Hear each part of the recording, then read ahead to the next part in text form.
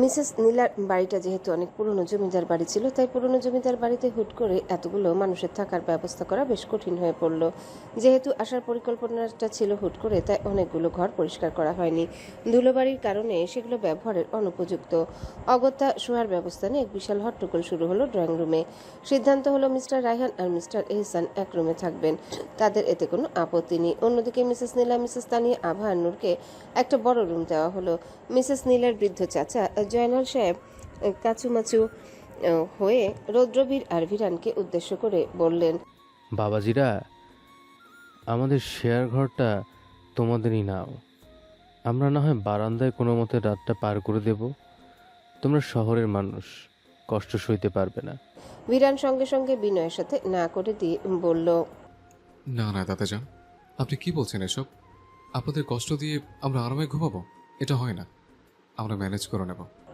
রৌদ্রবীর এদিক ওদিক তাকিয়ে পরিস্থিতির গুরুত্ব বোঝার চেষ্টা করছিল। তার এসব জাগতিক সমস্যায় খুব একটা ভ্রুক্ষেপ নেই। ঠিক তখনই ইন্তেহা ঝড়ের বেগে সেখানে এসে উপস্থিত হলো।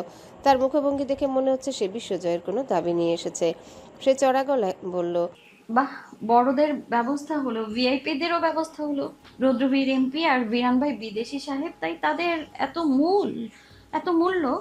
কিন্তু তিমির, আধার, আয়ান, হাসিফ আর আমার কি হবে? আমরা কি বাইরের মানুষ, নাকি আমরা ড্রয়িং রুমের সোফায় বসে সারা রাত মশাও তাড়াবো? কোনটা? নূর পাশে দাঁড়িয়ে নিচু স্বরে বলল, আপু, তুমি তো আমাদের পরিবারেরই, আমাদের সাথেই তো থাকবে। ইন্তেহা এক মুহূর্ত দেরি না করে পাল্টা প্রশ্ন ছুড়ে দিল, তাহলে আয়ান, হাসিফ, আধার আর তিমির কি পরিবারের বাইরে? এখন ওদের ব্যবস্থা হবে না নাকি? কি অদ্ভুত মাইরি! নূর মাথা নিচু করে ফেলল। মিসেস তানিয়া ধমক দিয়ে বলল, ইন্তেহা, বেশি বকছিস। আবার মাথা ব্যথা করছিল, তাই সে আগে ঘুমানোর জন্য চলে গেছে। মিস্টার রায়হান বললেন, ইন্তিয়া ইজ রাইট। তিমি আর আধার ইন্তিয়ার বন্ধু, আর রায়ান আর হাসিব আমাদের পরিবারের মতোই। তিমির আর আধার ইন্তেহাকে থামানোর চেষ্টা করলো, কিন্তু কে শুনে কার কথা। মিস্টার এহসান এবার মুখ খুললেন, নীলা, তুমি হঠাৎ বললে আর আমরা রাজি হয়ে গেলাম, আর এখানে এই ব্যবস্থা করে রাখবো। মিসেস তানিয়া বলল, আপনি ভাবির দোষ দিয়ে না, একটু সময় তো লাগে সব করতে। মিসেস নীলা বেশ অপমানিত হলেন সবার সামনে। তিনি ইন্তেহার এই বেয়াদবি আর আর্গুমেন্ট দেখে রাগে ফুঁসতে ফুঁসতে বললেন। ইন্তেহা হাত নেড়ে তাকে থামিয়ে দিয়ে ঘোষণা করলো, আপনার এসব ফালতু কথা শোনার ইচ্ছে একদমই আমার নেই। আমাদের 5 জনের যদি প্রপার রুম না হয়, তবে রৌদ্রবীর আর বিরান ভাইয়াও কোনো স্পেশাল ট্রিটমেন্ট পাবে না। ব্যাস, এমপি হোক বা যাই হোক, ডিসিশন ফাইনাল। আজ রাতে আমরা সবাই এই ড্রয়িং রুমে একসাথে বিছানা পেতে শোবো। মিসেস নীলা চিৎকার করে উঠলেন, ইন্তেহা, তুই আর ওরা কি এক? রৌদ্রবীর আর বিরানের সাথে তোর তুলনা? আয়ান, হাসিস, তিমির আর আধারের জন্য আমি অন্য ব্যবস্থা করছি। আমি এতটাও খারাপ না, ওদের কথা আমার মাথায় আছে, ওরাও আমার মেহমান। আয়ান আর হাসিফ পাশ থেকে চুপচাপ দেখছিল সব। তিমির আর আধার ইন্তেহাকে বলল, শান্ত হইয়ার, আন্টি কোনো একটা ব্যবস্থা করবেই। মিস্টার এহসান মিসেস নীলার দিকে এক পা এগিয়ে এসে চোখে চোখ রেখে বলল, রুদ্রবীর আর ফিরান কারো সাথে ইন্তেহার তুলনা করো না Nila. She is my daughter, Inteha ইহানাস। ওর নামের মধ্যে আমার নাম, এর থেকে বড় পরিচয় ওর নেই। পরিস্থিতি যখন তুঙ্গে, তখন রৌদ্রবীর শান্তভাবে ভিড় ঠেলে ইন্তেহার ঠিক সামনে এসে দাঁড়ালো। সে বাঁকা হেসে একটু ঝুঁকে ইন্তেহার কানের কাছে খুব কাছে মুখ নিয়ে ফিসফিস করে বলল, সবাই একসাথে ড্রয়িং রুমে শুলে, কিন্তু আমার একটা শর্ত আছে, তোকে আমার ঠিক পাশেই শুতে হবে। রৌদ্রবীরের এমন অতর্কিত আর ঘনিষ্ঠ মন্তব্যে ইন্তেহা আক্ষরিক অর্থে আটকে উঠল। সে কয়েক পা পিছিয়ে গিয়ে নিজের বুকে থুতু দিয়ে নাটক করে বলতে লাগলো, আস্তাগফিরুল্লাহ, নাউজুবিল্লাহ। এসব কি বলছিস হারাম দাদা? তোর মতিভ্রম হয়েছে নাকি? শয়তান কি তোরে আছর করলো নাকি? হ্যাঁ। রৌদ্রবীর ঠোঁটের কোণে এক চিলতে রহস্যময় হাসি ফুটে ইন্তেহার কুচকে যাওয়া মুখের দিকে তাকিয়ে রইল। ইন্তেহার এই অবুধ সাজা দেখে হাসিফ আর আয়ান আড়ালে মুখ চেপে হাসতে হাসতে প্রায় শেষ। ইন্তেহার রৌদ্রবীরের মাথা থেকে পা পর্যন্ত একবার পরখ করে নিয়ে বলল, শালা লুচ্চা কোথাকার। ইন্তেহার নাটক দেখে রৌদ্রবীরের ঠোঁটের কোণে বাঁকা হাসিটা আরো চওড়া হলো। সে সোজা হয়ে দাঁড়িয়ে উপস্থিত বড়দের দিকে তাকিয়ে খুব স্বাভাবিক গলায় বলল, আপনারা সবাই রুমে গিয়ে বিশ্রাম নিতে পারেন, অনেক রাত হয়েছে। কাল আবার ঈদ, অনেক কাজ আছে নিশ্চয়ই আপনাদের। ড্রয়িং রুমে ওই দিকটা আমি সামনে নেব, এ দুটো আমি ঘুমানোর ব্যবস্থা করে দিচ্ছি। মিস্টার এহসান আর মিস্টার রায়হান আশ্বস্ত হয়ে নিজেদের রুমের দিকে পা বাড়ালেন। মিসেস নীলা একবার ইন্তেহার দিকে অগ্নিদৃষ্টি হেনে গজগজ করতে করতে নূর আর মিসেস তানিয়ার সাথে ভেতরে চলে গেলেন। ড্রয়িং রুমে এখন শুধু রৌদ্রবীর, ইন্তেহা, ভিরান, তিমির আর আধার, আয়ন ও হাসিব। মিস্টার জয়নাল তড়িঘড়ি করে ভেতর থেকে 4-5টা মোটা তোশক আর কয়েকটা চাদর এনে মেঝেতে বিছিয়ে দিয়ে গেলেন। তোশকগুলো অগোছালো হয়েছিল। ইন্তেহা কোমরে হাত দিয়ে রৌদ্রবীরের সামনে গিয়ে দাঁড়িয়ে বলল, নবাবজাদার মতো দাঁড়িয়ে আছিস কেন? একটু কাজ করতে পারিস না? রৌদ্রবীর ভ্রু কুচকে একটা তোশকের উপর পা দিয়ে শীতল গলায় বলল। বেশি কথা বলিস না হারামজাদি। রৌদ্রবীরের কথা শুনে ইন্তেহার আগে ফুঁসতে ফুঁসতে তোশকটা টানতে গেল, কিন্তু রৌদ্রবীর তোশকের উপর পা দিয়ে দাঁড়িয়ে থাকায় সেটা সরছিল না। ইন্তেহা দাঁতে দাঁত চেপে বলল, ওই পাশারা বলছি, আমি তোষক ঠিক করব। তোর মতো অপয়া মানুষের পা লাগানো তোষকে আমি শোবো না। রৌদ্রবীর নির্বিকার ভঙ্গিতে দাঁড়িয়ে থেকে বলল। সর্বনা, তুই অন্য কোথাও গেছো? তিমির, আধার, আয়ান আর হাসিব মাথায় হাত দিয়ে পড়ল। ব্যাস, আবার শুরু হয়ে গেল।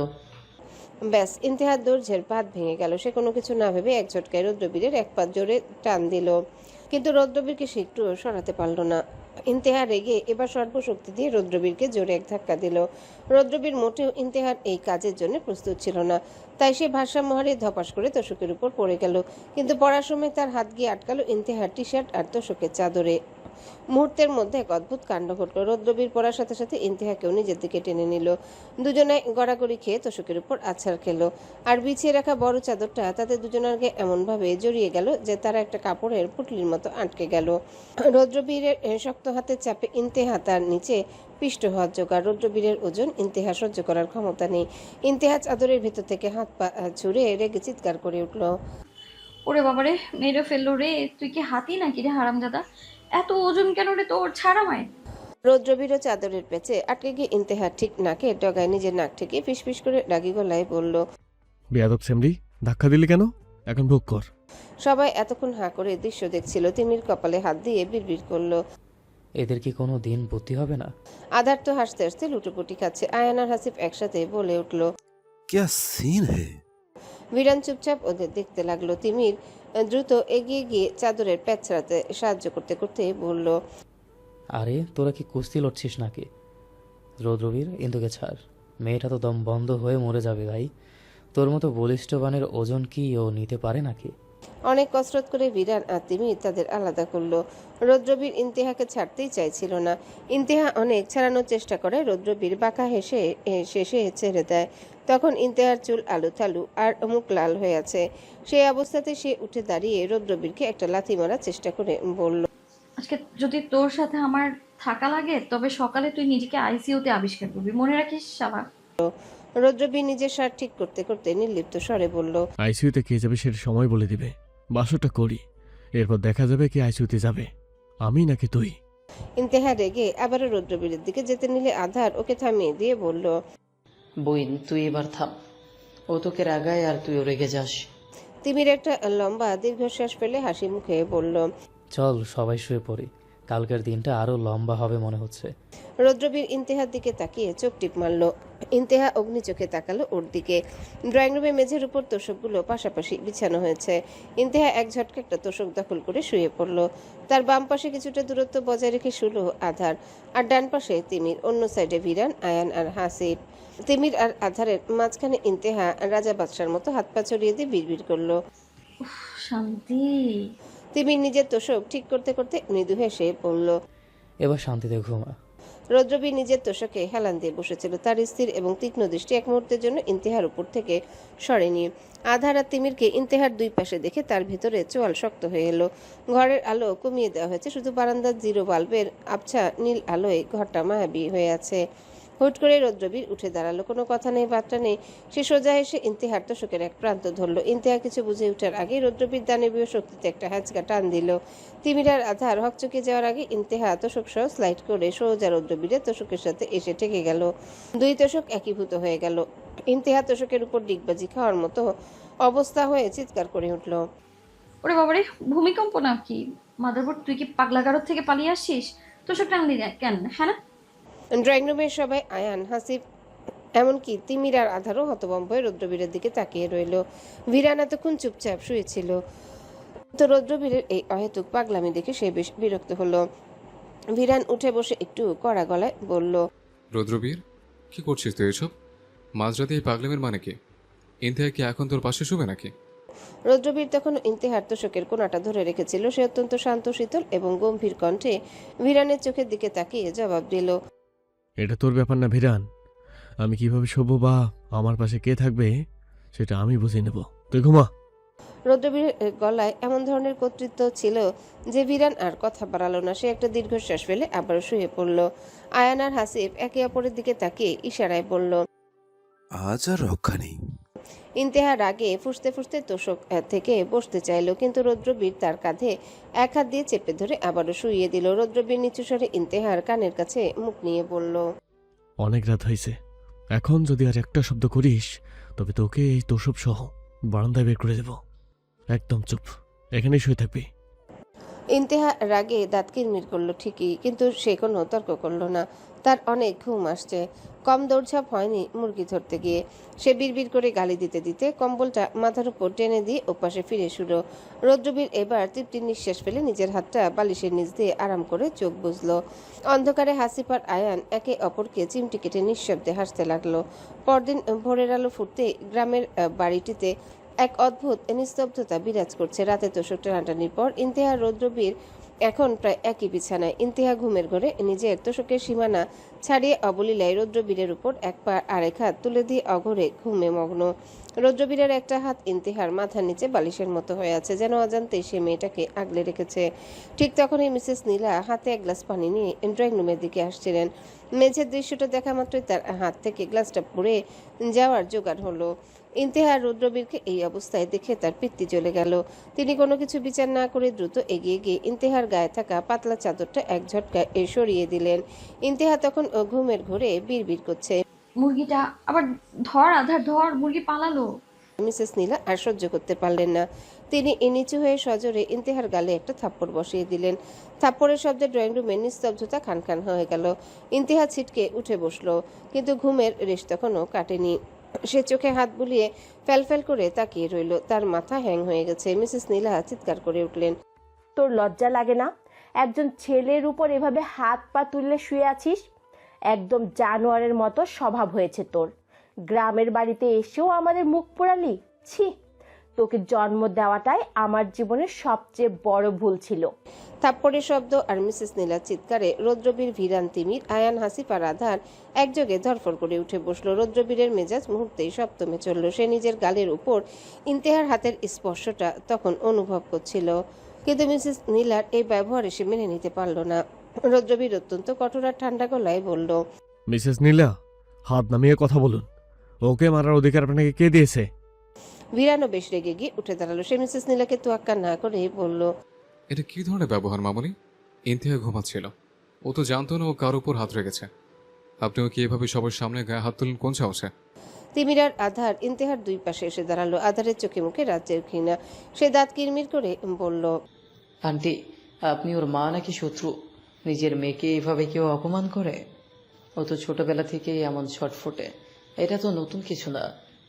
তিমির ইন্তেহার কাঁধে হাত রেখে শান্ত স্বরে বলল, আন্টি, আপনার কথাগুলো বড্ড বেশি কটু হয়ে যাচ্ছে। ও তো এখনো ঠিকমতো চোখই মেলতে পারেনি। ইন্তেহা তখনও গালে হাত দিয়ে বসে আছে। সে বুঝতে পারছে না এখানে হচ্ছেটা কি। যখন বুঝতে পারলো তখন তার দু চোখে অদ্ভুত রক্তবর্ণ আভা ফুটে উঠল। মিসেস নীলার ওই কটু কথাগুলো তার মস্তিষ্কের কোষে কোষে গিয়ে সজোরে আঘাত করলো। অপমানের চেয়েও ঘৃণার পারদ চরমে উঠে গেল। হঠাৎ করে ইন্তেহা যেন এক জ্যান্ত আগ্নেয়গিরির মতো ফেটে পড়ল। সে এক লাফে বিছানা থেকে উঠে দাঁড়ালো। ড্রয়িং রুমের গুমট পরিবেশটা আরো ভারী হয়ে উঠল। মুহূর্তের মধ্যে ইন্তেহা মিসেস নীলার দিকে তেড়ে গেল তার গলা চেপে ধরার জন্যে। সে দাঁতে দাঁত চেপে গড়গড় করে বলতে লাগলো, একদম মেরে ফেলবে, একদম। আপনার খুব শখ না আমি কেন জন্মালাম? হ্যাঁ, গর্ভকালীন অবস্থায় যেই মা আমাকে নষ্ট করে দিতে চেয়েছিল, আমাকে পৃথিবীতে আসার আগে মেরে ফেলতে চেয়েছিল, সেই মাকে মারতে না আমার একটু হাত কাঁপবে না, জাস্ট একটা মুহূর্ত। ইন্তেহার গলা শিরাগুলো ফুলে উঠেছে। তার দুহাতের আঙ্গুলগুলো মিসেস নীলার গলার দিকে এগিয়ে যাচ্ছে। মিসেস নীলা বিস্ময়ে নীল হয়ে গেলেন। তিনি ভাবতেও পারেননি ইন্তেহা তার দিকে এভাবে হাত বাড়াবে। তার রাগ আরও বাড়ল।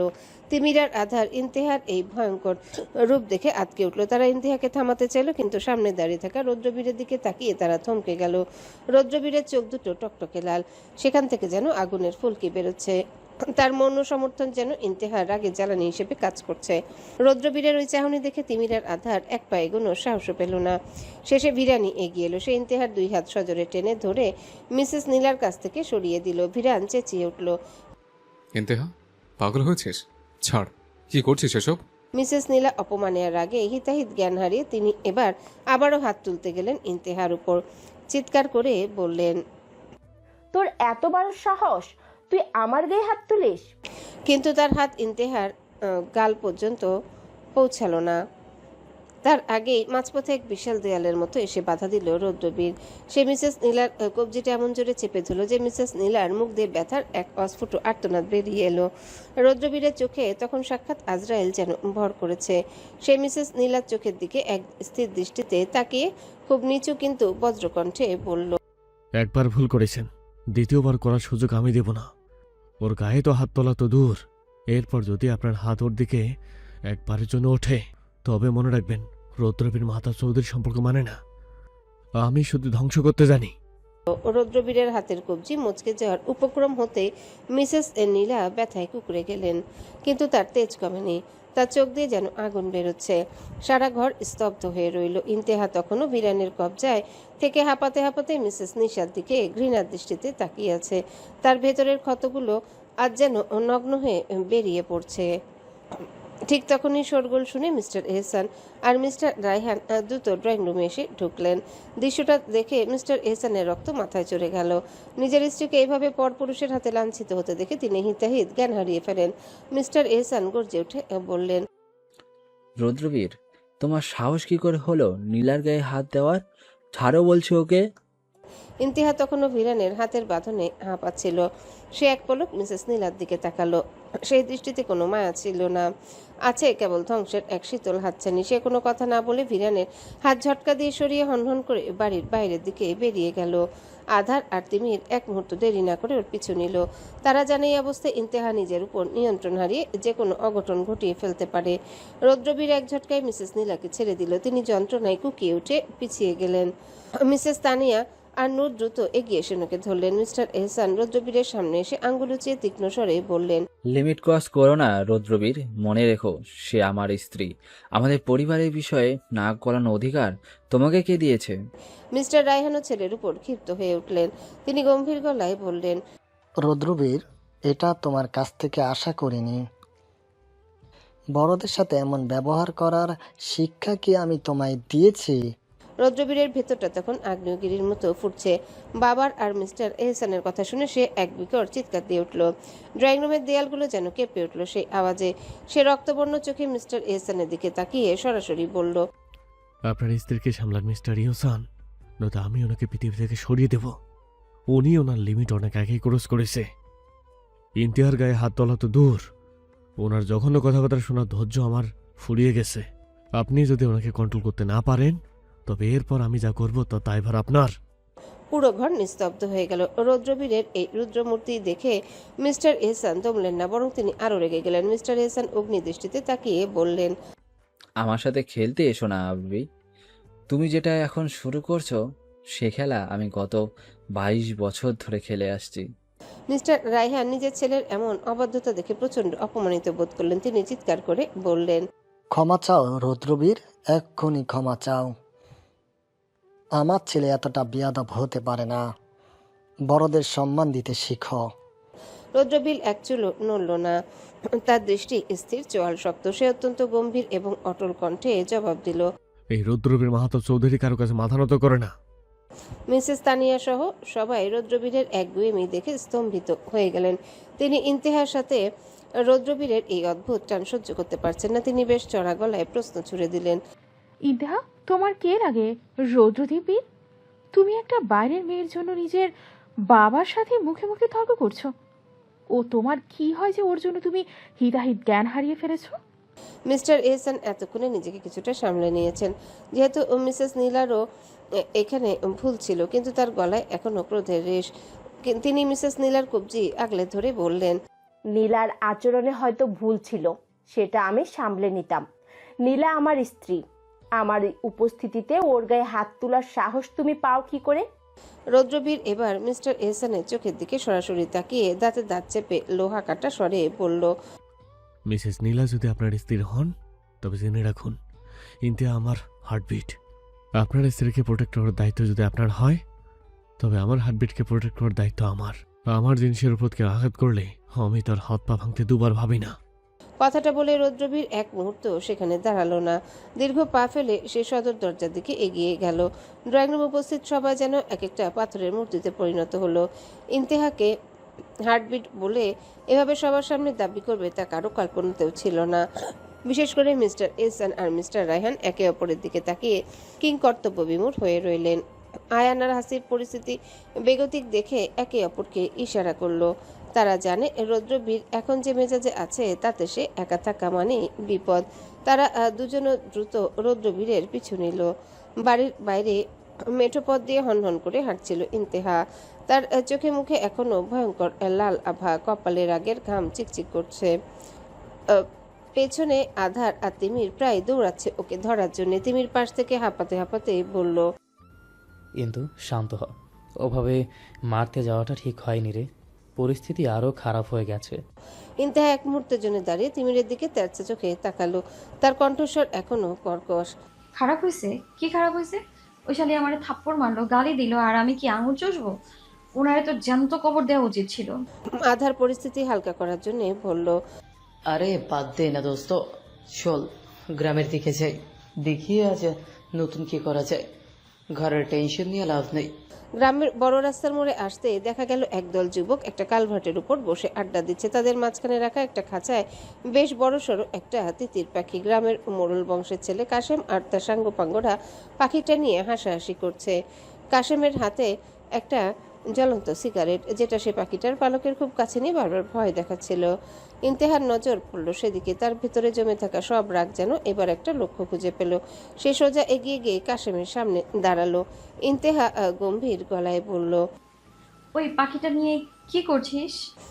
কাশেম অবাক হয়ে ইন্তেহার আপাদমস্তক দেখে বাঁকা হাসলো। শহরের মেয়ে দেখে একটু বেশি ভাব নিল সে। কি করবো তাতে আপনার কি, নিজের কামে জানতো আফা। ইন্তেহা এক পা এগিয়ে গিয়ে কাশেমের হাতের সিগারেটটা এক ঝটকায় কেড়ে নিয়ে নিচে ফেলে দিল। তারপর দাঁতে দাঁত চেপে বলল, পাখিটা ছেড়ে দে, এখন এই মুহূর্তে ছাড়। কাশেমের সাঙ্গপাঙ্গরা এবার খেপে উঠল। একজন দাঁড়িয়ে ধমক দিয়ে বলল, কে রে তুই? আমাকে কাশেম ভাইয়ের লগে ফটর ফটর করস? শহরের মাইয়া হইছ বললা কি মাথা কিনা নিছ?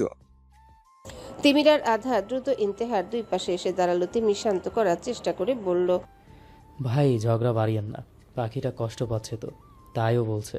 কিন্তু কাশেম আবার তিমিরের দিকে তেড়ে এলো। বিদায় হয় এখান থেকে, নইলে কিন্তু খবর আছে। এবার ইন্তেহার মাথায় রক্ত চড়ে গেল। সে কোনো কথা না বলে কালভার্টের উপরে রাখা খাঁচাটা খুলে এক লাথি মেরে নিচে ফেলে দিল। পাখিটা ডানা ঝাপটে উড়ে বেরিয়ে গেল। পুরো মোড় যেন স্তব্ধ হয়ে গেল। কাশেম রাগে চিৎকার করে উঠল, আমার পাখি ছাড়লি কোন সাহসে? ধরে রে। এক মুহূর্ত অপেক্ষা না করে ইন্তেহা নিজের হুডির হাতা গুটিয়ে কাশেমের কলার চেপে ধরল। তার চোখের চাহনি দেখে কাশেমের মতন গুন্ডা টাইপ ছেলেও একটু দমে গেল। ইন্তেহা নিচু স্বরে কিন্তু ভয়ঙ্কর গলায় বলল, পাখি ছাড়ছি তো কি হয়েছে? হ্যাঁ, তোরে এখন ওই কালভার্ট থেকে নিচে না ফেললে আমার নাম ইন্তেহা না, মুরগি মারছি পেটের দায়, আর তুই পাখি মারো শখের দায়। হ্যাঁ, বালপাকটামি করবি না একদম, বলে দিলাম।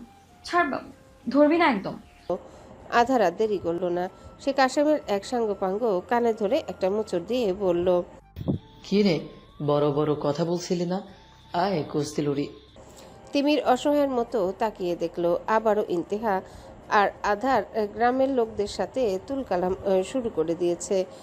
মোড়ের আরো কয়েকজন লোক লাঠি সুটা নিয়ে এগিয়ে আসতে শুরু করলো। তিমির নিজের কপালে হাত দিয়ে বিড়বিড় করলো, রৌদ্রবীর জলদি আয় ভাই, তুই পারবি সামলাতে এই পাগলকে, না হলে আজ আমাদের আস্ত ফিরে যাওয়া হবে না। কাশেম যখন ইন্তেহার কলার ধরার জন্য হাত বাড়ালো, ঠিক সেই মুহূর্তে বাতাসের বেগে ধেয়ে এলো এক দীর্ঘকায় অবয়ব। ইন্তেহা কিছু বুঝে ওঠার আগে দেখলো রৌদ্রবীর বিদ্যুৎ গতিতে এসে কাশেমের বাড়ানো হাতটা মাঝপথে ধরে ফেললো। রৌদ্রবীরের চোখের মনি রাগে কুচকে ছোট হয়ে গেছে, চোয়াল পাথরের মতো শক্ত। কাশেম ব্যথায় চিৎকার করে ওঠার আগে রৌদ্রবীর দাঁতে দাঁত চেপে বলল, তোর এত বড় সাহস, ওর দিকে হাত বাড়া শোন সাহসে। কথাটা শেষ হতে না হতে রৌদ্রবীর তার ডান পা দিয়ে কাশেমের পেটে সজোরে এক লাথি বসিয়ে দিল। লাথিটা এতটা জোরালো ছিল যে কাশেম উল্টো গিয়ে কালভার্টের রেলিং এর উপর দিয়ে সটার নিচের ঢালু জমিতে আছাড় খেয়ে পড়ল। নিচে কাদা আর আগাছার মধ্যে পড়ে সে ব্যথায় কুকুরে কাতরাতে লাগলো। কাশেমের সাঙ্গপাঙ্গরায় ভয়ঙ্কর দৃশ্য দেখে এক মুহূর্তের জন্য পাথরের মতো জমে গেল। তাদের মধ্যে সবচেয়ে লম্বা ছেলেটি লাঠি উঁচিয়ে রৌদ্রবীরের দিকে তেড়ে আসতে রৌদ্রবীর তার দিকে স্থির দৃষ্টিতে তাকালো। সেই দৃষ্টিতে এমন এক খুন নেমে যাচ্ছিল যে ছেলেটি মাঝপথে থেমে গেল। রৌদ্রবীর অত্যন্ত ঠান্ডা কিন্তু ভারী গলায় বলল, তোদের সবাইকে এই কালভার্টের নিচে পুঁতে দিয়ে যাব। আধার পাশ থেকে হাততালি দিয়ে উঠল, ওয়াও ভাই, জাস্ট ফাটাফাটি অলিম্পিক গোল্ড মেডেল শট ছিল এটা। তিমির হাফ ছেড়ে বাঁচল। সে রৌদ্রবীরের পাশে গিয়ে দাঁড়ালো। রৌদ্রবীর এবার ইন্তেহার দিকে ফিরল। ইন্তেহা এখনো ঝগড়াটে মেজাজে ছিল, কিন্তু রৌদ্রবীরের এই বিধ্বংসী রূপ দেখে সেও একটু চুপ হয়ে গেল। রৌদ্রবীর ইন্তেহার হাতটা বেশ শক্ত করে ধরল।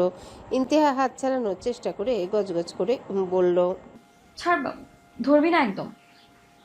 রৌদ্রবীর ইন্তেহার কথা কানেই তুলল না। সে তিমির আর আধারের দিকে তাকিয়ে হুমকি দিল, তোরা এদের সামলা, আমি এদেরকে নিয়ে যাচ্ছি। আর হাফিজ আয়ান, তোরা দেখে রাখ কেউ যেন পিছু না নেয়।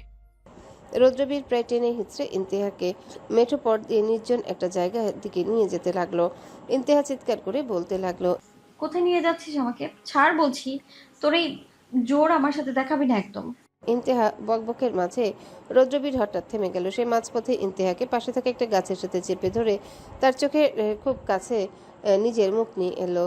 তার তপ্ত নিঃশ্বাস ইন্তেহার কপালে আছড়ে পড়ছে। রৌদ্রবীর নিচু স্বরে বলল, তোর এই হারামি মার্কা মুখটা বন্ধ করবি, নাকি আমি চিড়ে তোরে বন্ধ করে দেব। রৌদ্রবীরের এমন অতর্কিত এবং বিধ্বংসী আক্রমণের পর ইন্তেহা কিছুটা ভ্যাবাচাকা খেয়ে গিয়েছিল, কিন্তু এখন এই নির্জন মেঠো পথ ধারে একটা পুরনো আম গাছের গুড়িতে রৌদ্রবীর যখন তাকে আষ্টে পিষ্টে চেপে ধরল, তখন ইন্তেহার সারা শরীর যেন মুহূর্তে জমে বরফ হয়ে গেল। রৌদ্রবীরের দুহাত ইন্তেহার দুই পাশে গাছের উপর শক্ত হয়ে বসে আছে, যেন কোনো অদৃশ্য খাঁচায় সে বন্দী। রৌদ্রবীরের তপ্ত নিঃশ্বাস ইন্তেহার কপালে নাকে আছড়ে পড়ছে। ইন্তেহা আমতা আমতা করে কিছু একটা গালি দিতে চেয়েছিল, কিন্তু রৌদ্রবীরের ওই টকটকে লাল হয়ে থাকা চোখের মনের দিকে তাকাতেই তার কণ্ঠনালীতে শব্দগুলো আটকে গেল। রৌদ্রবীর আরেকটু ঝুঁকে এলো। ইন্তেহা নিজের পিঠ গাছের ছালের সাথে মিশিয়ে দিয়েও যেন বাঁচতে পারছে না।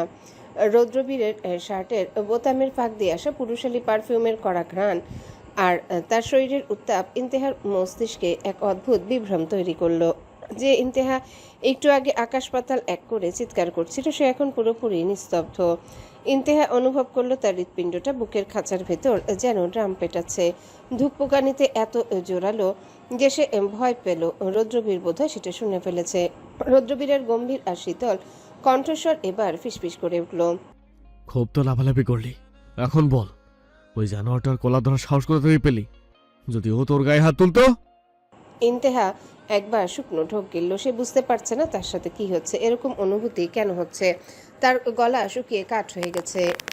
সে চট করে চোখের পলক ফেলল, কিন্তু রৌদ্রবীরের দিক থেকে দৃষ্টি সরাতে পারল না। রৌদ্রবীরের ঠোঁটজোড়া ইন্তেহার কানের খুব কাছে। ইন্তেহার মনে হলো তার সারা শরীরে ছোট ছোট বৈদ্যুতিক তরঙ্গ বয়ে যাচ্ছে। এক অজানা শিহরণে তার হাত পা অবশ হয়ে আসছে। সে মিনমিন করে বলার চেষ্টা করলো, এই হারামজাদা আমার কাছে আসাতে আমার হৃৎপিণ্ড এত ঢোল পিটাচ্ছে কেন? এটাও কি বেমান হয়ে গেল নাকি? রৌদ্রবীর ইন্তেহাকে এতক্ষণ পর্যবেক্ষণ করছিল। সে বাঁকা হেসে হঠাৎই ইন্তেহার চিবুকটা এক আঙ্গুলে উঁচিয়ে ধরল। ইন্তেহার মনে হলো রৌদ্রবীরের হাতের স্পর্শ যেখানে লাগছে সেখানটা যেন পুড়ে যাচ্ছে। রৌদ্রবীরের চোখের রাগ হুট করে এক গভীর আর নেশাতুর চাহনিতে বদলে গেল। সে ইন্তেহার কাপা ঠোঁট দুটোর দিকে এক পলক তাকিয়ে আবারও চোখে চোখ রাখলো। ইন্তেহা নিজের অজান্তেই রৌদ্রবীরের শার্টের হাতাটা খামচে ধরল। তার রাগ, জেদ, ঘৃণা সবকিছু যেন এক মুহূর্তে এক অদ্ভুত ভালো লাগার কাছে নতি স্বীকার করছে। সে বুঝতে পারল না কেন তার শরীর এমন বিদ্রোহ করছে। রৌদ্রবীর কি সত্যিই তাকে এভাবে নিয়ন্ত্রণ করার ক্ষমতা রাখে? রৌদ্রবীর বাঁকা হেসে ইন্তেহার একদম নাকের ডগায় নিজের নাক ঠেকিয়ে ফিসফিস করল, তোর এই হারামি মার্কা মুখটা যখন বন্ধ থাকে তখন তোকে দেখতে খুব একটা খারাপ লাগে না। এভাবেই চুপ করে বসে থাকবি সবসময়। ইন্তেহা আবারও একটা শুকনো ঢোক গিলল। তার ভেতরে এক প্রবল ইচ্ছা জাগলো রৌদ্রবীরকে একটা লাথি মেরে সরিয়ে দেওয়ার, কিন্তু তার অবাধ্য শরীর যেন রৌদ্রবীরের এই ঘনিষ্ঠতা আরও একটু বেশি সময় ধরে উপভোগ করতে চাইল। সে শুধু বড় বড় চোখ করে রৌদ্রবীরের দিকে তাকিয়ে রইল।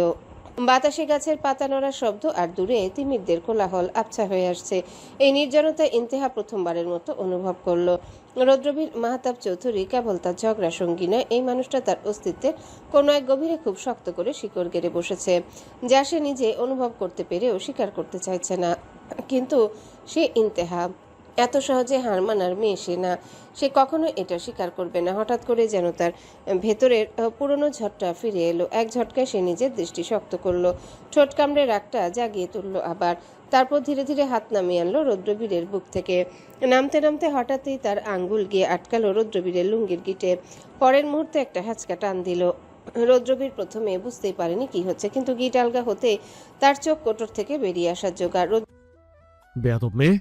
রৌদ্রবীর পেছনে সরে গেল, দুই হাতে লুঙ্গি চেপে ধরে, মুখে ভয়ঙ্কর রাগ। ইন্তেহা এক পা পিছিয়ে এসে বুক ফুলিয়ে দাঁড়ালো, হাঁপাতে হাঁপাতে বলল, আর 1 ইঞ্চি কাছে আসবি তো এটা কিন্তু তোর পুরোটা খুলে ফেলবো। তখন গ্রামের লোক ডেকে এনে তোর সদরঘাট দেখাবো। রৌদ্রবীর দাঁতে দাঁত চেপে তাকিয়ে রইল তার দিকে। কয়েক সেকেন্ড নিস্তব্ধতা নেমে এলো। তারপর সে ধীরে ধীরে সোজা হয়ে দাঁড়ালো, লুঙ্গির গিট শক্ত করে বাঁধতে বাঁধতে ঠান্ডা গলায় বলল, তোকে আমি সালাম মানে এই না যে তুই জিতছিস। ইন্তেহা। ইন্তেহা ভ্রু উঁচু করে তাচ্ছিল্যের হাসি দিল। আমি জিতি না, আমি হারিও। আমি শুধু কাউকে মাথায় উঠতে দিই না, বুঝেছিস? রৌদ্রবীর এক পা এগিয়ে এলো, তবে এবার দূরত্ব বজায় রেখেই। তার চোখে আবারও সেই রহস্যময় আগুনটা জ্বলছে। সে দাঁতে দাঁত চেপে বলল, তুই আগুন নিয়ে খেলছিস? ইন্তেহা এক চুলো নড়ল না। জানি আমি সেই আগুনে পড়বো? হ্যাঁ, ভুল ভাবছিস। আমি আগুনে হাঁটতে জানি। দুজনার চোখে চোখ মিলিত হলো। বাতাস যেন থমকে গেছে। তখনই দূরে তিমিরদের ডাক ভেসে এলো। কিন্তু কোথায় গেলি তোরা? ইন্তেহার এক মুহূর্ত দাঁড়ালো না, ঘুরে হাঁটা দিল। রৌদ্রবীর তার চলে যাওয়া দেখলেও স্থির চোখে তার ঠোঁটের কোণে ধীরে ধীরে একটা হালকা বাঁকা হাসি ফুটে উঠল। বাড়ির বিশাল ছাদটার একটা কোণে কার্নিশ ধরে দাঁড়িয়েছিল বিরান। দুপুরের কড়া রোদ তার ফর্সা মুখে এসে পড়ছে, কিন্তু তার চোখের চাহনি ছিল অনেক দূরে, কোথাও এক গভীর ভাবনায় নিমজ্জিত। বিরান সবসময় শান্ত, কিন্তু আজকের ঘটনা তাকে ভেতর থেকে নাড়িয়ে দিয়েছে। বিশেষ করে ইন্তিহার উপর মিসেস নীলা সেই আঘাত আর রৌদ্রবীরের সেই রণমূর্তি। ঠিক তখনই সিঁড়িঘরে হালকা পায়ের শব্দ পাওয়া গেল। নূর খুব সন্তর্পণে ছাদে উঠে এলো, তার হাতে একটা স্টিলের গ্লাসে লেবুর শরবত। নূর দূর থেকে বিরানকে দেখলো। লম্বা ছিপছিপে গরনের এই মানুষটা যখন চুপচাপ থাকে তখন তাকে কেন জানি খুব একাকী মনে হয়। নূর গলা খাকারি দিয়ে খুব নিচু স্বরে ডাকলো, বিরান ভাই। বিরান চমকে পেছনে ফিরল। নূরকে দেখে তার শক্ত হয়ে থাকা চোয়ালটা কিছুটা শিথিল হলো। সে শান্ত কণ্ঠে বলল, নূর ধীর পায়ে এগিয়ে এলো, গ্লাসটা বিরানের দিকে বাড়িয়ে দিয়ে বলল, আম্মু পাঠালো, বলল রোদে অনেকক্ষণ বাইরে ছিলেন, শরীর খারাপ করতে পারে, খেয়ে নিন। বিরান গ্লাসটা নিল ঠিকই, কিন্তু খেলো না। সে আবার ছাদের আলসেতে হেলান দিয়ে দাঁড়ালো। নূরের দিকে তাকিয়ে শান্ত গলায় জিজ্ঞাসা করলো, মামুনি এখন কেমন আছেন? শান্ত হয়েছেন? নূর মাথা নিচু করে রইল, তার কণ্ঠস্বরে অপরাধ বোধ স্পষ্ট।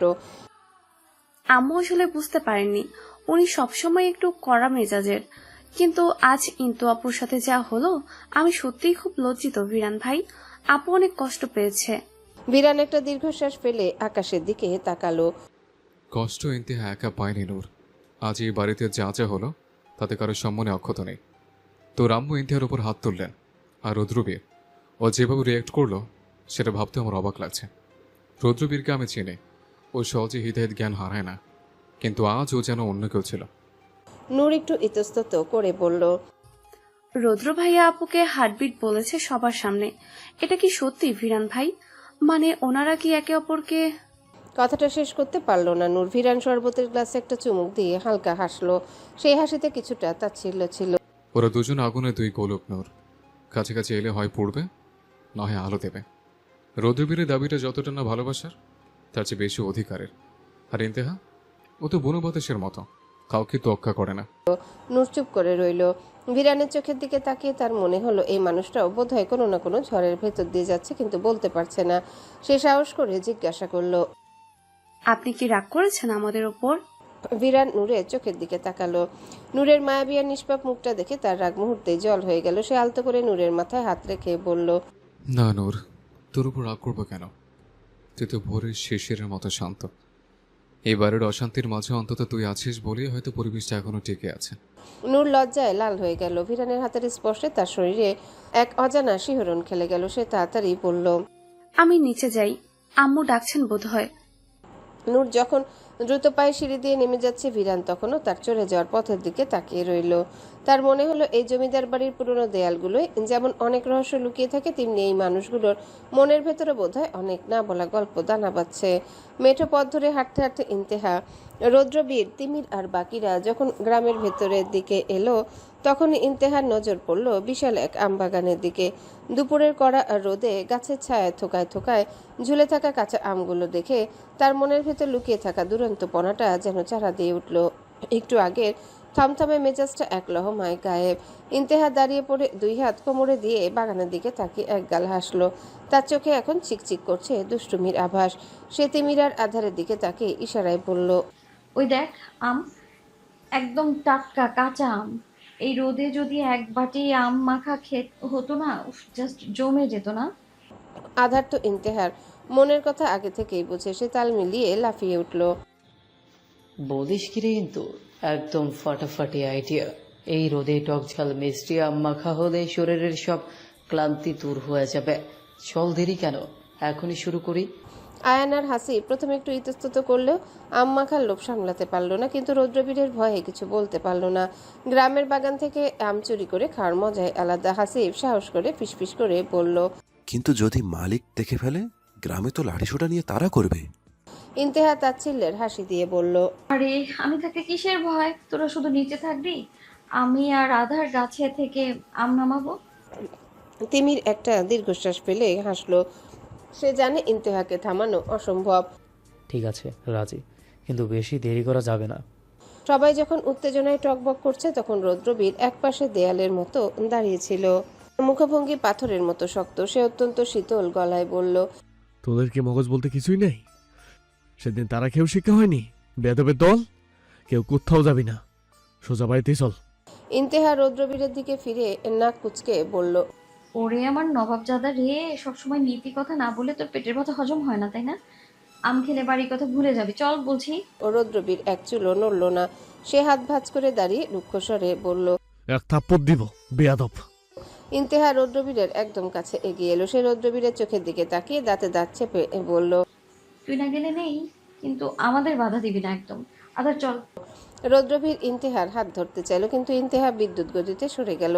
সে সবাইকে নিয়ে বাগানের দিকে দৌড় দিল। রৌদ্রবীর পেছনে দাঁড়িয়ে শান্ত দৃষ্টিতে তাকিয়ে রইল। তার নিজের ইচ্ছার বিরুদ্ধেও কেন জানি এই বেয়াদবটার পিছু নিতে ইচ্ছে করছে, অথচ তার ইগো তাকে সায় দিচ্ছে না। সে বিড়বিড় করে বলল, এ আমাকে গণধোলাই খাইয়ে ছাড়বে। রৌদ্রবীরের নিষেধাজ্ঞাকে বুড়ো আঙ্গুল দেখি সে চটপটে ভঙ্গিতে বাগানের দেয়ালের সামনে গিয়ে দাঁড়ালো। দেয়ালটা বেশ উঁচু, শ্যাওলা ধরা পুরনো ইটের। আয়ান আর হাসিফ একে অপরের দিকে তাকিয়ে ঢোক গিলল। আয়ান ফিসফিস করে বলল, দোস্ত, এই দেয়াল টপকাতে গিয়ে যদি প্যান্ট ছিঁড়ে যায় তবে ইজ্জত নিয়ে আর বাড়ি ফিরতে হবে না। হাসিফ মাথা চুলকে সায় দিল, আমার তো মনে হচ্ছে দেয়াল টপকানোর আগেই হার্ট অ্যাটাক হয়ে যাবে। দেখছিস ভাবির কি তেজ। ইন্তেহা কোনো কথা না বলে তিমিরের কাঁধে পা দিয়ে এক লাফে দেয়ালের উপর উঠে বসলো। এরপর হাত বাড়িয়ে আধারকে টেনে তুলল। আয়ান আর হাসিফকে টেনে তুলতে গিয়ে তাদের যা নাজেহাল অবস্থা হলো তা দেখে রৌদ্রবীরের পিত্তি চলে যাচ্ছিল। সে নিচে দাঁড়িয়ে রাগে চোয়াল শক্ত করে তাকিয়ে রইল। সে ইন্তেহার দিকে খেয়াল রাখছে, কখন আবার এই মেয়ে কোন অঘটন ঘটিয়ে বসে থাকে। বাগানের ভেতরে ঢুকে দেখা গেল আমগুলো অনেক উঁচুতে, হাতের নাগালে কোনো ডাল নেই।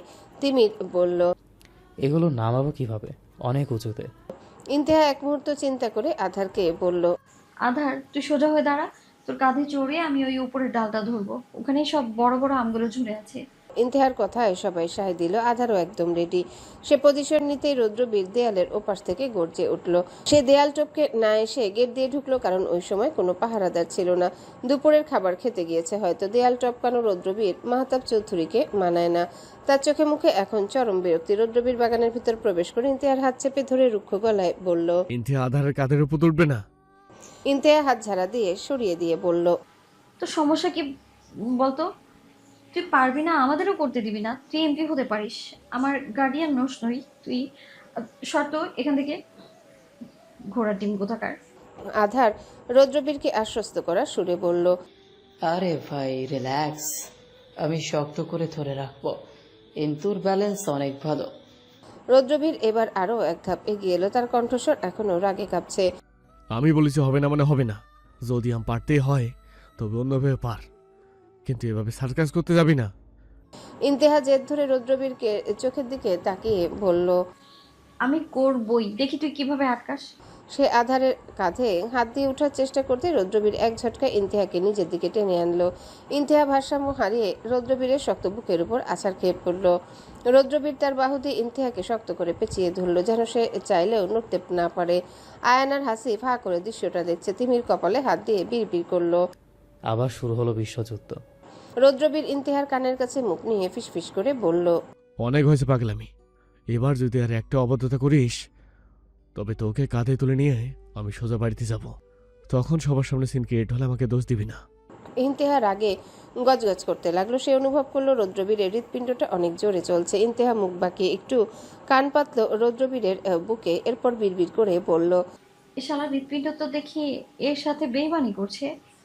তিমির অনেকক্ষণ ধরে দাঁড়িয়ে রৌদ্রবীরের চোয়াল শক্ত হয়ে যাওয়া আর ইন্তেহার উপর তার এই অদ্ভুত অধিকারবোধ লক্ষ্য করছিল। সে বেশ বুঝতে পারছে রৌদ্রবীর আসলে ইন্তেহার পড়ে যাওয়ার ভয় পাচ্ছে না, বরং অন্য কোনো ছেলের কাঁধে ইন্তেহা উঠবে এই চিন্তাটাই তাকে ভেতরে ভেতরে জ্বালিয়ে দিচ্ছে। রৌদ্রবীরের মতো গম্ভীর আর ইগোইস্টিক মানুষের জেলাসি প্রকাশ করার ধরনটা এমনই অদ্ভুত। তিমির ঠোঁটের কোনো একটা বাঁকা হাসি ফুটিয়ে আর চোখে রৌদ্রবীরের দিকে তাকালো, তারপর বেশ আয়েশ করে বলল, আরে রুদ্রবীর, তুই এত টেনশন করছিস কেন? তো আমাদের পারতেই হবে। আধারের ওপর ইন্তুকে উঠতে দিবি না, আবার ইন্তুকেও শান্ত করতে পারবি না। তার চেয়ে এক কাজ কর, তুই ওকে তোর কাঁধে ওঠা। তোর হাইটও ভালো, আবার তুই তো বেশ শক্তিশালীও। কিন্তু তোর কাঁধে দাঁড়ালে একদম ওপরের ডালটা নাগাল পাবে, আর তুই থাকলে তো ওর পরে যাওয়ার ভয়ও নেই, তাই না? তিমিরের কথা শুনে আয়ান আর হাসিফ একে অপরের দিকে তাকিয়ে মুখ টিপে হাসতে লাগলো। আধারও মাথা চুলকে সায় দিল। আইডিয়াটা তো খারাপ না ভাই, আপনি সামলান আপনার হার্টবিটকে। আমার ওপর থেকে পড়ে যদি হার্টবিট করাই বন্ধ করে দেয় তখন তো আপনি মারা যাবেন। আধারের কথায় রৌদ্রবীর আর ইন্তেহা ছাড়া সবাই হেসে দিল। ইন্তেহা তিমিরের কথা শুনে প্রথমে একটু থতমত খেয়ে গেল। সে রৌদ্রবীরের দিকে তাকিয়ে নাক কুচকে বলল, অসম্ভব, আমি এই মাদারবোর্ডের কাঁধে উঠবো? কখনো না। এর থেকে ভালো আমি আমনা খেয়ে মরে যাব। রৌদ্রবীর তিমিরের দিকে একবার তীক্ষ্ণ চোখে তাকালো। সে বুঝতে পারছে তিমির তাকে ইচ্ছে করে উস্কানি দিচ্ছে, কিন্তু ইন্তেহার ওই অসম্ভব শব্দটা শুনে তার জেদ আরো বেড়ে গেল। সে কোনো কথা না বলে ইন্তেহার দিকে এক পা এগিয়ে এসে তার কোমরে দুই হাত দিয়ে এক ঝটকায় তাকে নিজের সামনে টেনে আনলো। রৌদ্রবীর বাঁকা হেসে বলল, কেন ভয় পাচ্ছিস আমার কাছে আসতে? ইন্তেহা রৌদ্রবীরের চোখের মনির দিকে তাকিয়ে ডোন্ট কেয়ার ভাব নিয়ে বলল, ভয়? আমার ডিকশনারিতে ভয় বলে কিছুই নেই। তুই পারবি না আমায় ধরে রাখতে, মাঝপথে ফেলে দিবি। রৌদ্রবীর কোনো কথা না বলে ইন্তেহার সামনে হাঁটু গেড়ে নিচু হয়ে বসলো। তার পিঠটা ইন্তেহার দিকে দিয়ে শক্ত গলায় আদেশ দিল। ওর দেখি কত তেজ তোর। ইন্তেহা দোটানায় পড়ে গেল। একদিকে তার আম খাওয়ার প্রবল লোভ, অন্যদিকে তার ইগো। তিমিরার আধার পাশ থেকে চিল্লাইতে লাগলো, ওঠ কিন্তু, দেরি করিস না, মালিক চলে আসবে। ইন্তেহা দাঁতে দাঁত চেপে রৌদ্রবীরের চওড়া কাঁধে দুই হাত রাখলো। রৌদ্রবীরের শরীরের উষ্ণতা আর পেশিবহুল কাঁধের স্পর্শে ইন্তেহার আঙ্গুলগুলো একবার কেঁপে উঠল। সে খুব সাবধানে রৌদ্রবীরের কাঁধে পা দিয়ে দাঁড়ালো। রৌদ্রবীর অত্যন্ত সাবধানে ইন্তেহার দুই পা শক্ত করে ধরে ধীরে ধীরে সোজা হয়ে দাঁড়ালো। মুহূর্তের মধ্যে ইন্তেহা মাটির থেকে অনেকটা উঁচুতে উঠে গেল। সে উপরের ডালটা ধরতেই খুশিতে চিৎকার করে উঠল, পেয়েছি পেয়েছি, আধার দেখ কত বড় আম। রৌদ্রবীর নিচে দাঁড়িয়ে ইন্তেহার পা দুটো এমনভাবে আগলে রাখলো যেন এক চিলতেও নড়চড় না হয়। ওপর থেকে ইন্তেহার চুলের কয়েকটা ঝাপটা রৌদ্রবীরের মুখে এসে পড়ছিল। সে চোখ বুজে একটা দীর্ঘশ্বাস ফেললো। এই অবাধ্য মেয়েটাকে সামলানো যেমন কঠিন, তেমনি তাকে আগলে রাখার মধ্যে এক অদ্ভুত নেশা আছে। হাসিব নিচু স্বরে আয়ানকে বলল, ভাই, এই দৃশ্যটা যদি মিসেস নীলা দেখতেন তবে আজ আর রক্ষা ছিল না। ইন্তেহা যখন রৌদ্রবীরের কাছে দাঁড়িয়ে উপরের ডাল থেকে শেষ আমটা ছিঁড়ছে, ঠিক তখনই বাগানের উত্তর কোণ থেকে লাঠির টকটক শব্দ আর কর্কশ গলায় চিৎকার ভেসে এলো, ওই কারারে বাগানে, চোর চোর চোর ধর। আয়ান আর হাসিব গেটের কাছে পাহারা দিচ্ছিল। তাদের তো প্রায় জান বেরিয়ে যাওয়ার দশা। আয়ান এক দৌড়ে রৌদ্রবীর আর ইন্তেহার কাছে এসে হন্ততন্ত হয়ে বলল, ভাই সর্বনাশ হয়েছে, পাহারাদারলা আরশি নিয়ে এদিকে আসছে, পালাও, জলদি পালাও। হাসিফও কাঁপতে কাঁপতে যোগ করলো। ভাই, ধরা পড়লে আজ কপালে দুঃখ আছে। গ্রামের মানুষ চোর ধরলে আগে পিটায়, পরে কথা কয়। দৌড় দেন। তিমির আর আধা ঝটপট নিচে পড়ে থাকা আমগুলো কুড়িয়ে গামছায় বেঁধে নিল। আধা রৌদ্রবীরের দিকে তাকিয়ে চিৎকার করে বলল, রুদ্রবীর ভাই, ইন্তুকে নামান, জলদি নামান, আমাদের এখনই দেয়াল টপকাতে হবে। কিন্তু রৌদ্রবীর সে যেন এক পাথরের মূর্তি। ইন্তেহার পা দুটো শক্ত করে ধরে সে ঠায় দাঁড়িয়ে রইল, তার মুখে গম্ভীর ভঙ্গি। সে বিরক্তি নিয়ে পড়ল, আমি দৌড়াতে পারবো না, আমার একটা মান সম্মান আছে, আমি এই দেশের ভবিষ্যৎ এমপি, চোরের মতো দৌড়ানো আমার ডিকশনারিতে নেই। তিমির মাথায় হাত দিয়ে বসে পড়ল। সে রৌদ্রবীরের সামনে গিয়ে প্রায় অনুনয় করে বলল, আরে ভাই, তুই এমপি অন্য জায়গায়, এই গ্রামের না। এখানকার পাহারাদার তোকে চিনবে না। ওরা লাঠি দিয়ে যখন পিঠের ছাল তুলবে তখন এমপিগিরি সব বেরিয়ে যাবে। পালা ভাই, ধরলে আর ছাড় পাবি না। রৌদ্রবীর ভ্রু কুচকে তিমিরের দিকে তাকিয়ে শান্ত গলায় জবাব দিল, অসম্ভব, রৌদ্রবীর মাথা চৌধুরী কখনো পালায় না। ইন্তেহা উপর থেকে দেখলো পাহারাদাররা প্রায় কাছাকাছি চলে এসেছে। তাদের হাতের মোটা লাঠিগুলো রোদে চকচক করছে। ভয়ে ইন্তেহার কলিজা শুকিয়ে কাটছে। রৌদ্রবীরের চুলে একটা হ্যাচকা টান দিয়ে আর্তনাদ করে উঠল, ওরে আমার নবাবজাদা রে, এখন ইগো দেখানোর সময়? হ্যাঁ, আরে শালা, তোর ইগো সাইডে রাখ। তোর এমপির গোষ্ঠী কেলাই, ওরা যদি এখন আমাদের ধরে ফেলে তবে কালকে পেপারে হেডলাইন হবে, ভবিষ্যৎ এমপি বাগানে আম চুরি করতে গিয়ে গণধোলাই খেলেন। তখন তোর ইগো কোথায় থাকবে শুনি? নামা মায় হারামি, নামা বলছি। রৌদ্রবীর ইন্তেহার গালি শুনে আরো বেশি জেদ ধরল। সে ইন্তেহার পা আরো শক্ত করে চেপে ধরে দাঁতে দাঁত চেপে বলল, চুপ হারামজাদি, তোর জন্য আজকে আমাকে জনগণের ভোটের বদলে দৌড় খেতে হচ্ছে। চাপড়ে তোর গা লাল করে দেবো আমি। তোর মতো বেয়াদব বউ এই রৌদ্রবীর মাহাতাব চৌধুরী লাগবে না। ইন্তেহা বিরক্তি নিয়ে বলল, তোর মতো হারামজাদা বউ কেউ হতেও চায় না। এখন তাড়াতাড়ি চল মেরি বাপ। পাহারাদারদের গলার আওয়াজ এখন একদম কাছে। ওই তো গাছের নিচে দাঁড়িয়ে আছে লম্বাটা, ধর ওরে। আধারা তিমির দেখলো পরিস্থিতি হাতের বাইরে। তারা একে অপরের দিকে তাকে চোখের ইশারায় ঠিক করলো রৌদ্রবীরকে জোর করেই নিতে হবে। কিন্তু রৌদ্রবীর যেভাবে ইন্তেহাকে নিয়ে দাঁড়িয়েছে তাতে তাকে নড়ানো মানে ইন্তেহা পড়ে যাওয়া। ঠিক সেই মুহূর্তে ইন্তেহার কান্নাকাটি আর মিনতি মিশিয়ে বলে উঠল, রুদ্রবীর ভাই, আমার পা ধরে বলছি, তুই একটা দৌড় দে, আমার পিঠের চামড়াটা বাঁচা, দয়া কর রে ভাই। রৌদ্রবীরের ঠোঁটের কোণে এক বাঁকা হাসি ফুটল। সে ইন্তেহার মিনতি উপভোগ করেছে। সে তো এটার জন্য এতক্ষণ নাটক করলো, নয়তো রৌদ্রবীর মাহাতাব চৌধুরী এত সহজ মানুষ না। সে হঠাৎ করে ইন্তেহাকে তার কাঁধ থেকে এক ঝটকায় নামিয়ে সোজা নিজের পাজা কোলে নিল। ইন্তেহা আটকে উঠে রৌদ্রবীরের গলা জড়িয়ে ধরল। রৌদ্রবীর এবার তিমিরের দিকে তাকিয়ে গম্ভীর গলায় বলল, আমাকে দৌড়তে হবে না, আমার হাঁটাই যথেষ্ট। বলে সে ইন্তেহাকে কোলে নিয়ে লম্বা লম্বা কদমে দেয়ালের দিকে এগুতে লাগলো। পেছন পেছন আয়ান আর হাসিব প্রায় যান হাতে নিয়ে দৌড়াচ্ছে। পাহারাদাররা যখন গাছের তলায় পৌঁছালো তখন তারা দেখলো একটা বিশাল দেহী ছেলে একটা মেয়েকে কোলে নিয়ে অবলীলায় দেয়াল টপকে ওপাশে অদৃশ্য হয়ে গেল। দেয়ালের ওপাশে গিয়ে ইন্তেহা ধপাস করে নিচে নামলো। তার বুক তখনও ধরফর করছে। সে রৌদ্রবীরের দিকে রক্তবর্ণ চোখে তাকিয়ে চিৎকার করে উঠল, তুই একটা আস্ত সাইকোপ্যাথ, মরতে মরতে বাঁচলাম আজ তোর ওই পচা ইগোর জন্য।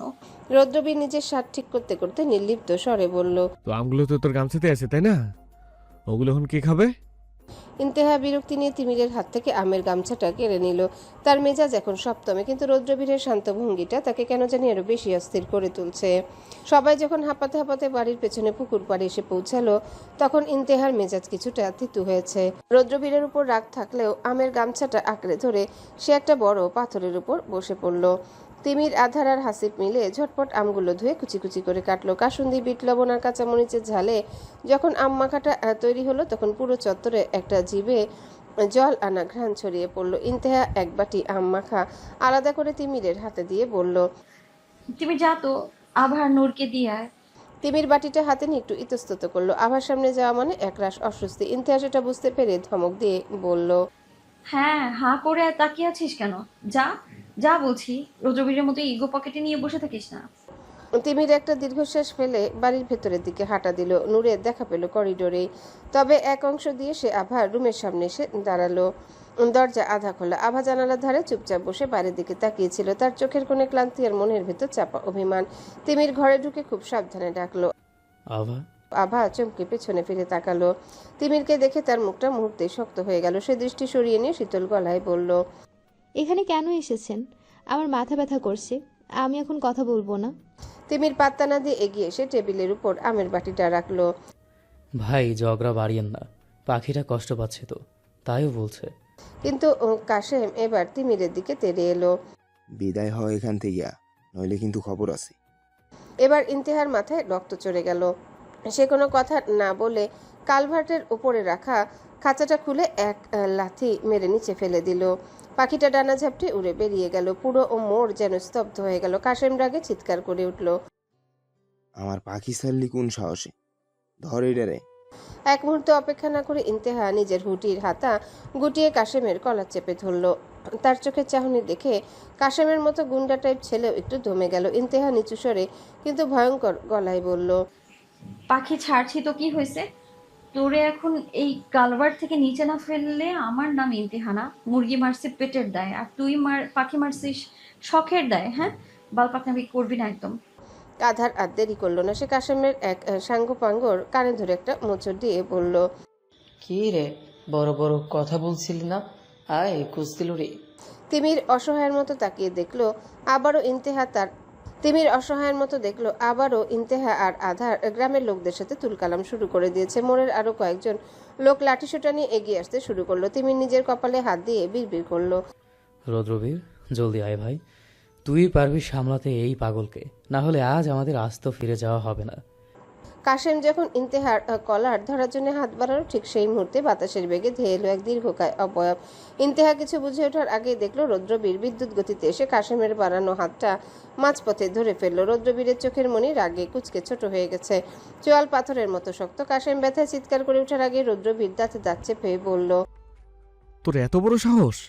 ওর দিকে হাত বাড়াস কোন সাহসে? কথাটা শেষ হতে না হতে রৌদ্রবীর তার ডান পা দিয়ে কাশেমের পেটে সজোরে এক লাথি বসিয়ে দিল। লাথিটা এতটাই জোরালো ছিল যে কাশেম উল্টে গিয়ে কালভার্টের রেলিংয়ের উপর দিয়ে শটার নিচে ঢালু জমিতে আছাড় খেয়ে পড়ল।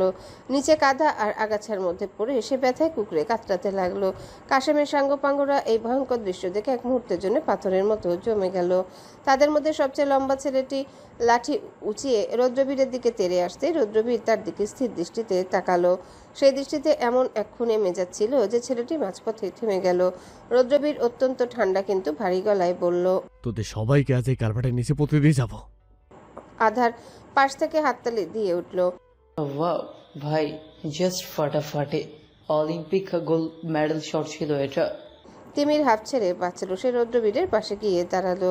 রৌদ্রবীর এবার ইন্তেহার দিকে ফিরল। ইন্তেহা এখনও ঝগড়াটে মেজাজে ছিল, কিন্তু রৌদ্রবীরের এই বিধ্বংসী রূপ দেখে সেও একটু চুপ হয়ে গেল। রৌদ্রবীর ইন্তেহার হাতটা বেশ শক্ত করে ধরল। ইন্তেহা হাত ছাড়ানোর চেষ্টা করে গজগজ করে বলল, ছাড়, ধরবি না একদম। রৌদ্রবীর ইন্তেহার কথা কানেই তুলল না। সে তিমির আর আধারের দিকে তাকিয়ে হুকুম দিল, তোরা এদের সামলা, আমি একে নিয়ে যাচ্ছি। আর হাফিজ আয়ান, তোরা দেখে রাখ কেউ যেন পিছু না নেয়। রৌদ্রবীর প্রায় টেনে হিচড়ে ইন্তেহাকে মেঠো পথ দিয়ে নির্জন একটা জায়গার দিকে নিয়ে যেতে লাগলো। ইন্তেহা চিৎকার করে বলতে লাগলো, এই কোথায় নিয়ে যাচ্ছিস? আমাকে ছাড় বলছি।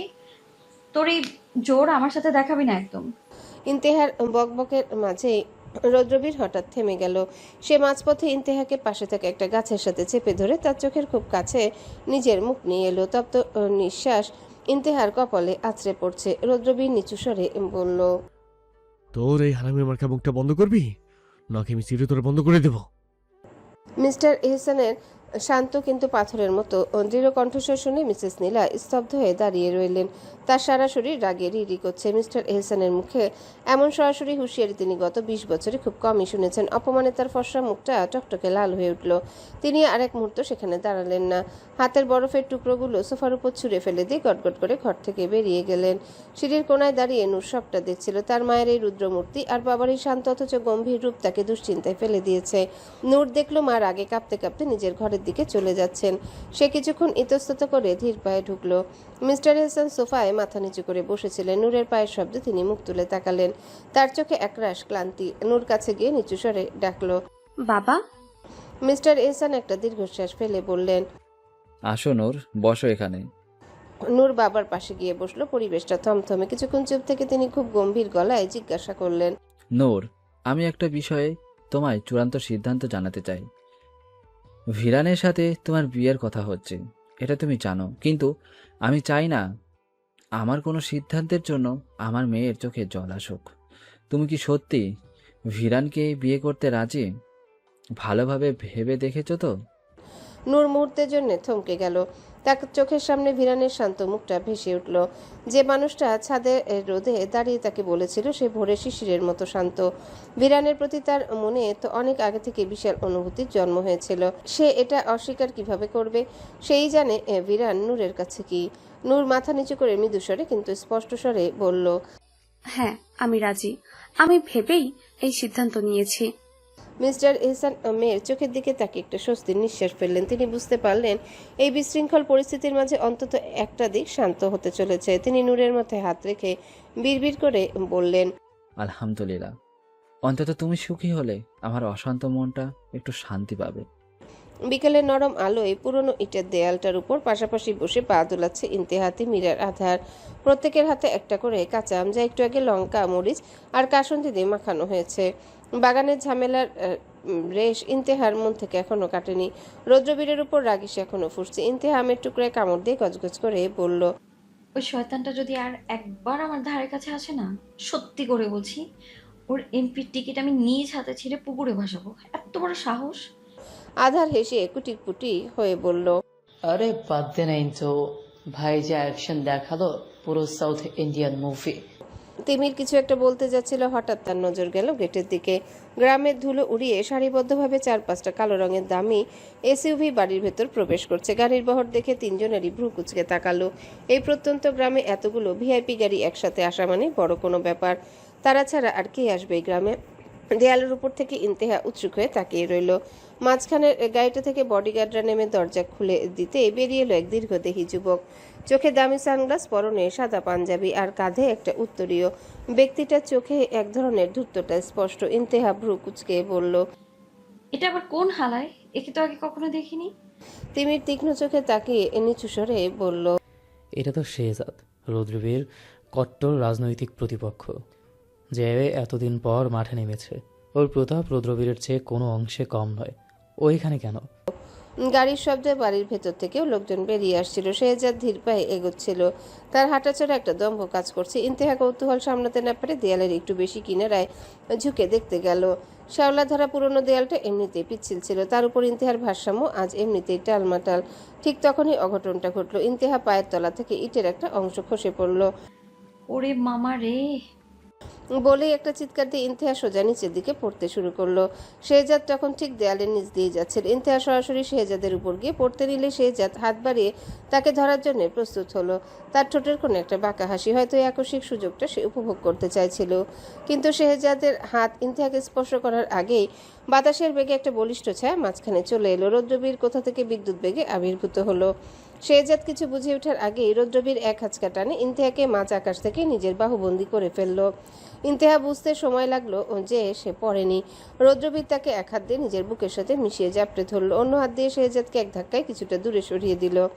রৌদ্রবীরের চোয়াল শক্ত, কপালের আগে শিরাগুলো স্পষ্ট হয়ে উঠেছে। সে ইন্তেহাকে একটু আলগা না করে শেহজাদের চোখের দিকে তাকিয়ে ঠান্ডা অথচ ধারালো গলায় বলল, নিজের সীমা ভুলে যাস না শেহজাদ। আবার নিজের জিনিসের দিকে হাত বাড়ানোর আগে 10 বার ভাববি, এমনকি সেটা আকাশ থেকে পড়লেও। শেহজাদ থতমত খেয়ে নিজেকে সামলে নিল। তার সানগ্লাসের আড়ালে চোখগুলো জ্বলে উঠল। সে তাচ্ছিল্যের হাসি দিয়ে বলল, আরে রৌদ্রবীর, তুই তো দেখি খুব পজিটিভ। আমি তো জাস্ট মেয়েটাকে বাঁচাতে চাচ্ছিলাম। রৌদ্রবীর ইন্তেহার দিকে না তাকিয়ে গম্ভীর গলায় ফিসফিস করে বলল, বেয়াদব মেয়ে, চোখ খোল। পড়ার শখ মিটেছে তোর? সবসময় বাল পাকিনামি না করলে তোর হয় না? ইন্তেহা বুঝতে পারল সে রৌদ্রবীরের কোলে একদম লেপ্টে আছে। তার হার্টবিট এখন ড্রামের মতো বাজছে। শেহজাদের ওই ধূর্ত চাহনিয়া রৌদ্রবীরের এই বিধ্বংসী রণমূর্তি দেখে সে এবার সত্যি কোনো গালি খুঁজে পেল না। সে শুধু রৌদ্রবীরের বুকের ধুকপুকানিটা অনুভব করতে লাগলো। তার নিজের চেয়েও দ্রুত চলছে। দেয়ালের উপর থেকে তিমির আর আধার হাঁ করে সিন দেখছে। আধার বিড়বিড় করে বলল, ভাইয়ের এন্ট্রিটা দেখলে? একে বলে পাওয়ার। ইন্তেহা বুঝতে পেরেই সে এক ঝটকায় নিজেকে ছাড়িয়ে নিয়ে মাটিতে পা দিয়ে 2 পা পিছিয়ে গেল। তার চুল এলোমেলো, চোখ মুখে বিরক্তি স্পষ্ট। রৌদ্রবীরের দিকে আঙ্গুল উঁচিয়ে সে এক নাগারে তুবড়ির মতো গালি ছুটতে শুরু করলো। তো সাহস তো কম না রে হারামি! তুই আমাকে ধরবি কোন সাহসে? হ্যাঁ, আমি কি তোর ঘরের আসবাবপত্র নাকি যে যখন খুশি ছো মেরে ধরবি? শকুনের চোখ তোর শয়তানের হাড্ডি। এমপির টিকিট পাইছিস বলে কি নিজেকে বনের রাজা ভাবিস? হ্যাঁ, তোর মতো লুচ্চা বদমাইশ আমি আমার জীবনে আর একটাও দেখি নাই। ওই তোমরা খবর আর কোনোদিনও আমার ধারে কাছে আসবে না, খবরদার। ইন্তেহার মুখের এই ধারালো গালি শুনে শেহজাদ আক্ষরিক অর্থে হা করে তাকিয়ে রইল। তার মতো ক্ষমতাধর মানুষের সামনে সাধারণত কেউ টু শব্দ করার সাহস পায় না, আর সেখানেই মেয়েটা রৌদ্রবীর মাহাতাব চৌধুরীর মতো মানুষকে জনসমক্ষে ধুয়ে দিচ্ছে। শেহজাদের চোখে বিরক্তির বদলে এক অদ্ভুত মুগ্ধতা খেলে গেল। সে সানগ্লাসটা একটু নামিয়ে ইন্তেহার রাগী মুখটার দিকে তাকিয়ে মনে মনে বলল, অসাধারণ, আগুনের গোলা একটা। রৌদ্রবীরের রুচি আছে বলতে হয়। হ্যালো বন্ধুরা, পরবর্তী পার্ট খুব তাড়াতাড়ি আসবে, তো সবাই অপেক্ষায় থাকো। আর চ্যানেলটি যারা এখনো সাবস্ক্রাইব করনি তারা পরবর্তী পার্ট দেখার জন্য চ্যানেলটি সাবস্ক্রাইব করে রেখো। ধন্যবাদ সবাইকে, আমাদের সাথেই থেকো।